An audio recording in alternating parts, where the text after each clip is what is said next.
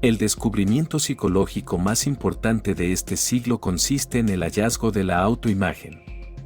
Confiemos o no en ella, la verdad es que cada uno de nosotros lleva dentro de sí una huella mental de este cuadro.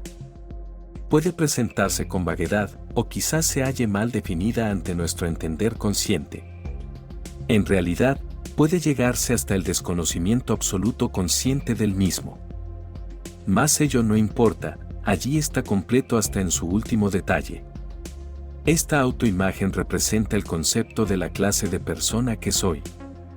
Ha sido creada a base de nuestras propias creencias acerca de nosotros mismos. Pero muchas de estas creencias, la mayoría de ellas, acerca de nosotros mismos, han ido tomando cuerpo inconscientemente a base de nuestras experiencias del pasado, de nuestros éxitos y de nuestros fracasos, de las humillaciones sufridas, de los triunfos alcanzados y del modo con que otras personas han reaccionado con respecto a nosotros, especialmente en la primera infancia. Con todo ello hemos formado mentalmente un ser, o el cuadro representativo de un ser. Una vez que cierta creencia o idea acerca de nosotros mismos entra en este cuadro, se convierte en una verdad en tanto como llega a convencernos personalmente. No hablamos aquí del valor intrínseco de la misma en cuanto se relaciona a la verdad, pero sí es cierto que actúa sobre nosotros como si precisamente fuera verdad. Esta autoimagen se convierte en una llave de oro para obtener una vida mejor, a causa de dos descubrimientos importantísimos. Número 1.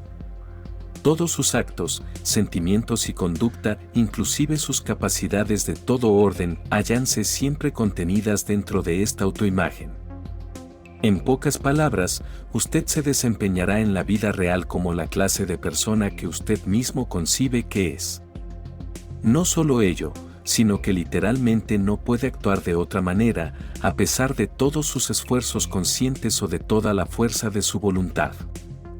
El hombre que se conceptúa a sí mismo como perteneciente al tipo de personalidad de fracaso, hallará algún modo de fracasar, no obstante si la oportunidad ocurre a sus manos.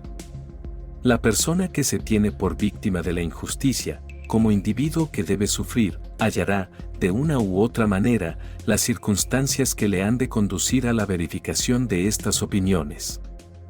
La autoimagen es como una premisa, una base o un fundamento sobre el cual su completa personalidad, su conducta e incluso las circunstancias que le atañen se van formando automáticamente.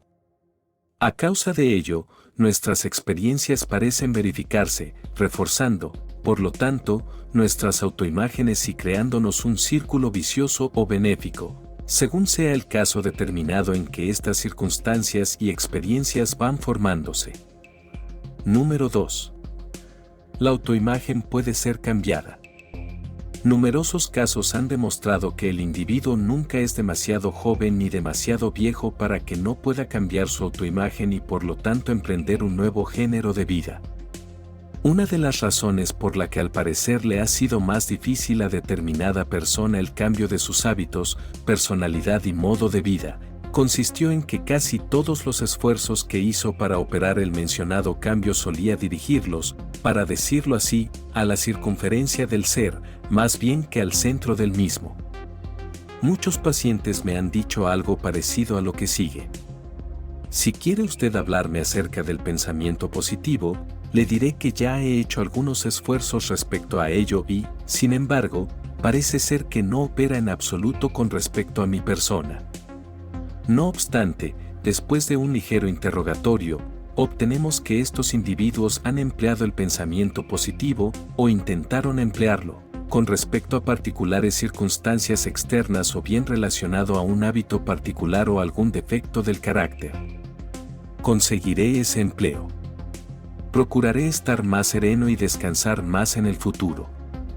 Este negocio debe salirme bien, etc. Pero nunca pensaron en cambiar sus ideas con respecto al yo, que es, definitivamente, el motor que ha de impulsarnos a conseguir estas cosas. Jesús nos habla del absurdo de poner un remiendo de material nuevo a un viejo vestido, o de llenar los viejos odres con vino nuevo. El pensamiento positivo no puede usarse como remiendo o parche a la anterior autoimagen. En realidad resulta materialmente imposible tratar de pensar positivamente acerca de una situación particular, en tanto mantengamos un concepto negativo con respecto a nosotros mismos. Por otra parte, numerosos experimentos han demostrado que una vez se logra el cambio del concepto sobre sí mismo, las otras cosas que se hallan dentro del nuevo concepto del yo, se logran con facilidad y sin esfuerzo. Uno de los primeros y más convincentes experimentos que se han llevado a cabo acerca de este asunto fue dirigido por difunto Prasad-Lecky, uno de los pioneros de la psicología de la autoimagen. Lecky concibió la personalidad como un sistema de ideas, todas las cuales deben ser vistas como conformadas unas con otras. Las ideas que no se muestran compatibles con el sistema son rechazadas, no creídas, y, por lo tanto, no actúan con respecto a este.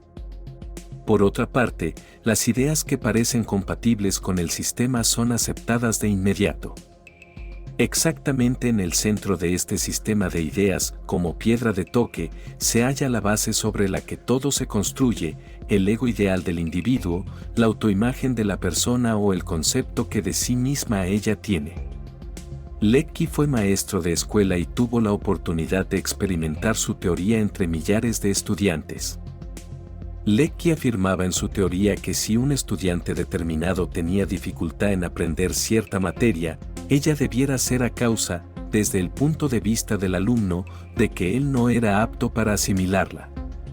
Lecky opinaba, sin embargo, que si se lograba cambiar el autoconcepto del alumno que subrayaba este punto de vista, la actitud del mismo hacia la disciplina experimentaría el cambio que a aquel correspondiera. Si logramos transformar la autodefinición del estudiante, lograremos también cambiar su capacidad con respecto al mencionado estudio. Ello ha sido comprobado por la experiencia. He aquí un caso. Un estudiante que escribía 55 palabras de cada 100, fracasó en tantas materias que tuvo que perder el año, hizo un promedio general de 95 palabras bien escritas de cada 100 que le dictaron, convirtiéndose en uno de los mejores ortógrafos de la escuela. Cierto muchacho que fue expulsado de un colegio a causa de sus bajas calificaciones, entró en la Universidad de Columbia y allí llegó a ser un estudiante de los mejor clasificados. Una muchacha que había sido reprobada en latín 4 veces seguidas, luego de mantener 3 conversaciones con el consejero escolar, concluyó por conseguir una alta calificación en la indicada materia. Un muchacho a quien se le dijo en una dependencia de pruebas que no tenía aptitudes para el inglés, al año siguiente ganó una mención honorífica en un concurso literario. La dificultad de todos estos estudiantes no consistía en que fueran torpes o careciesen de aptitudes básicas para el estudio. La dificultad estriba en que poseían una autoimagen inadecuada.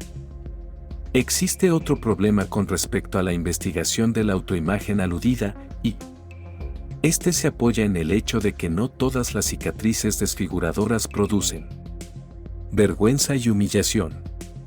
Cuando permanecí en Alemania, en calidad de joven estudiante de medicina, vi a otros muchos estudiantes que mostraban orgullosamente sus cicatrices de sable, con tanto o mayor orgullo con que los americanos suelen llevar la medalla de honor. La autoimagen, el verdadero secreto. El descubrimiento de la autoimagen explica las discrepancias aparentes sobre las cuales hemos discutido. Esta representa el común denominador o el factor determinante de todas las historias clínicas, los fracasos y los éxitos. El secreto es el siguiente. Para vivir realmente, ello es, para hallar la vida razonablemente satisfactoria, usted debe poseer una autoimagen adecuada y realista con la que se pueda arrasar su existencia. Se debe encontrar aceptable para sí mismo. Debe poseer una autoestimulación completa. Debe poseer un ser íntimo en el que pueda creer y confiar. Debe poseer un yo del que no se avergüence y un ser con el cual pueda sentirse libre para expresarse de manera creadora en vez de ocultárselo o encubrírselo. Debe poseer un yo que corresponda a la realidad, de tal modo que usted mismo pueda conducirse eficientemente en un mundo real. Debe conocer sus fuerzas y debilidades y mostrarse honesto con usted mismo en todo lo que concierne a ello. Su autoimagen debe consistir en una aproximación razonable de su yo, sin tratar de que sea más o menos de lo que usted mismo es. Cuando esta autoimagen está intacta y es segura, el sujeto se siente bien. Cuando se halla amenazada, usted se siente ansioso e inseguro. Cuando es adecuada, el individuo puede y debe estar orgulloso de ella y, entonces, es indudable que habrá de sentir autoconfianza completa. Se hallará liberado de ser usted mismo y habrá de expresarse como usted mismo. Todo su yo funcionará en grado óptimo. Cuando su autoimagen se convierte en sujeto de vergüenza, usted tratará de ocultarla en vez de darle expresión. La expresión creadora se hallará cercada por todas partes. Por último, usted llegará a convertirse en una persona hostil y difícil de sobrellevar. La nueva ciencia de la cibernética nos proporciona una prueba indudable de que la así llamada mente subconsciente no es ninguna mente sino un mecanismo. Un buscador de metas, un servomecanismo constituido por el cerebro y el sistema nervioso, el cual es empleado y dirigido por la mente.